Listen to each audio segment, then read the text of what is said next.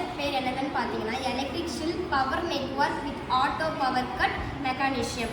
So இதில் நாங்கள் use பண்ணிக்கிற முக்கியமான காம்பவுண்ட்ஸ் என்னதுன்னு பார்த்தீங்கன்னா flame sensor, battery, LED bulbs. So இதெல்லாம் வந்து நாங்கள் அப்புறம் மெயின் லைன், நியூட்ரல் லைன் இதெல்லாம் வந்து நாங்கள் இம்பார்ட்டண்ட்டாக யூஸ் பண்ணிக்கிற டிவைசஸ்.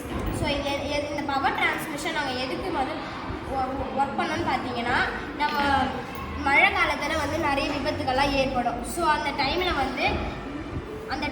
வந்து இந்த லைனும் டச் ஆகும்போது பவர் வந்து அடுத்த டிரான்ஸ்மிஷனுக்கு போகும். ஸோ அது போகாமல் இருக்கிறதுக்காக இது ரெண்டும் டச் ஆகும்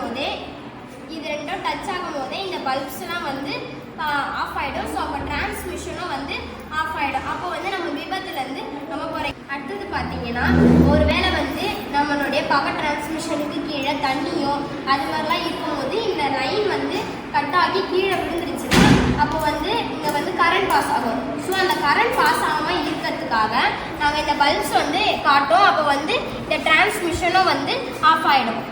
அதுக்கப்புறம் பார்த்தீங்கன்னா ஃப்ளேம் சென்சார். இந்த ஃப்ளேம் சென்சார் அடிக்கடிக்கு நம்ம வீட்டு பக்கத்தில் இந்த மாதிரி டிரான்ஸ்மிஷன்லாம் இருக்கும்போது அப்போ நாங்கள் வந்து குப்பையோ தீயோ அதெல்லாம் கொளுத்தும் போது அந்த இடத்துல வந்து விபத்து ஏற்படும். ஸோ அந்த விபத்தை தடுக்கிறதுக்காக இந்த ஃப்ளேம் சென்சார் வந்து இந்த நெருப்பை அப்சர்வ் பண்ணிக்கிட்டு இந்த டிரான்ஸ்மிஷனை வந்து ஆஃப் ஆக வச்சிடும். இதெல்லாம் பண்ணணும்னு பார்த்தீங்கன்னா இந்த எலக்ட்ரிக் டிரான்ஸ்மிஷன் வந்து நம்மளுக்கு ரொம்ப யூஸ்ஃபுல்லாக இருக்கும். தேங்க்யூ.